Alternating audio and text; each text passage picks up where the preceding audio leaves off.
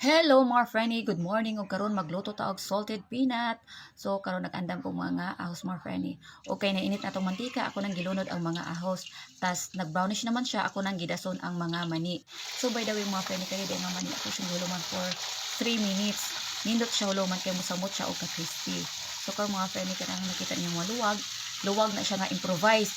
Bagol na siya og katong handle ana katong kawayan, gigama na siya sa kung papa mga friendly. Nindot na siya gamiton kay dili mainitan imong bukton, di gyud mapas mo imong bukton ana mga friendly kung mao na imong gamiton.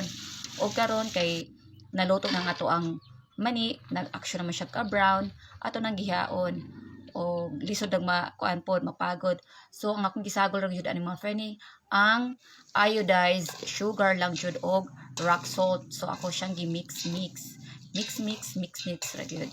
Og mao ra to siya mga friendly. Bye bye.